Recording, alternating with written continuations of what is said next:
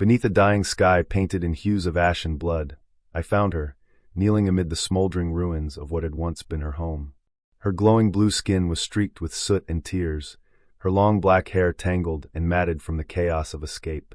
Two elegant white horns rose from her head like broken crowns, catching the fading light as if clinging to the last fragments of hope. She looked up at me, eyes wide, teal, and trembling, not with fear, but with the silent plea of someone who had lost everything yet dared to trust a stranger. When I reached out, her fingers met mine, warm, shaking, desperate, and in that single touch, I knew I couldn't walk away. Even if the world around us burned, I would fight to keep her from falling into the dark. The world burned around us, flames licking at the edges of the horizon where once green fields had stood. Smoke rose in black spirals, blotting out the stars, and the scent of ash clung to everything, skin, breath, memory. I had wandered into this wasteland not looking for survivors, but searching for answers. Why had this alien colony been slaughtered? What madness drove the raiders to erase it from existence? I never expected to find her. She was kneeling amidst the shattered remains of what had been a small home, the kind built for warmth and family, not war. Her glowing blue skin gleamed faintly under the fire's reflection, streaked with soot and the thin silver traces of tears that had dried across her cheeks. Her long black hair hung down her shoulders, tangled and full of ash, yet beautiful even in disarray. Two white horns curled back from her skull, regal and delicate, like the remnants of a crown torn from a fallen queen. When I first saw her, I froze, not out of fear, but because something about her gaze rooted me to the ground. She looked up slowly, teal eyes shimmering with emotions I couldn't name.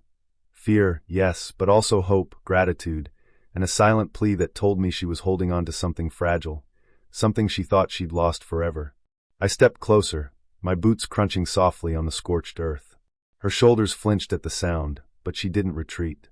Her bare legs were folded under her, dirt smudging her skin, and she clutched a torn scrap of fabric tightly around her chest, as if afraid even the fire might strip away the last piece of dignity she had. I spoke softly. "You're alive." She blinked, almost as if the word itself was strange to her. Her lips parted, but no sound came, just a trembling breath. And then, barely above a whisper, she said, "Not for long. They will come back." The words chilled me. Whoever had done this wasn't finished. I crouched before her, reaching out instinctively to brush a lock of hair from her face. She didn't pull away. She only shivered, her gaze locked on mine. "They won't touch you again," I said, my voice low but certain. "Not while I'm here." For a moment, she seemed to search my face, as if trying to decide whether I was a lie, whether I was another thief come to take what little remained of her life. But then her lips trembled, her eyes welled again, and she whispered, Why would a human stay for me?" Because I couldn't walk away. Not from her. Not from the sight of a life clinging to its last shred of hope. I slipped my jacket from my shoulders and draped it around her trembling form, feeling the faint warmth of her skin through the fabric. She inhaled sharply, not from fear, but from the alien sensation of kindness. Her horns gleamed faintly under the torchlight as she leaned closer, shoulders brushing mine. I could feel her pulse, fast, unsteady, as if part of her still believed this was a dream that might shatter at any moment. The cavern we had taken shelter in was quiet, the fire casting long shadows along the stone walls. She sat beside me, curled close, her teal eyes fixed on the flames. Her voice, when it finally came again, was soft and distant. "They took everything. My people, my home, even my name." She swallowed, as if speaking cost her strength she barely had. "I do not even know who I am without them." I turned toward her, meeting her gaze. "Then we'll find out together." Her breath caught. Slowly, she lowered her head, her horns casting curved shadows against the stone. And for the first time since I'd found her, her lips curved, not into a smile, not yet, but into something softer, something like the first spark of trust.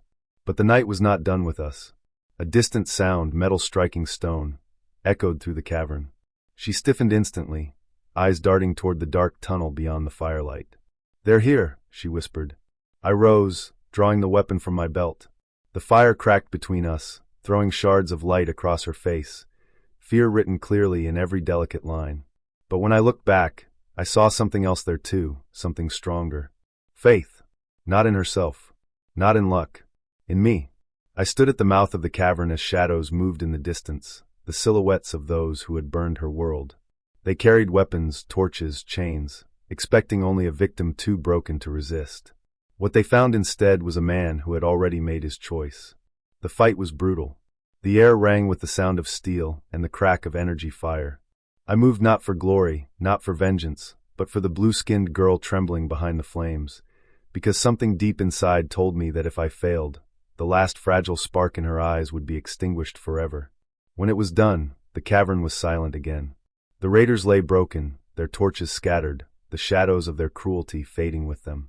I stood breathing hard, sweat streaked with blood, none of it hers. She rose slowly, her bare feet silent against the stone as she crossed to me. And when she reached me, she didn't speak. She only placed her hand, warm, trembling, alive, over mine, and looked into my eyes as though she was seeing more than a human. As though she was seeing the first piece of her world rebuilt. I wrapped my arm around her shoulders, drawing her close against the lingering chill of the cavern. She rested her head against my chest, horns grazing my chin, and whispered one word, so faint I almost missed it. Stay. And I did. Even as the world outside burned, I stayed, because hope had found a name, and it was hers.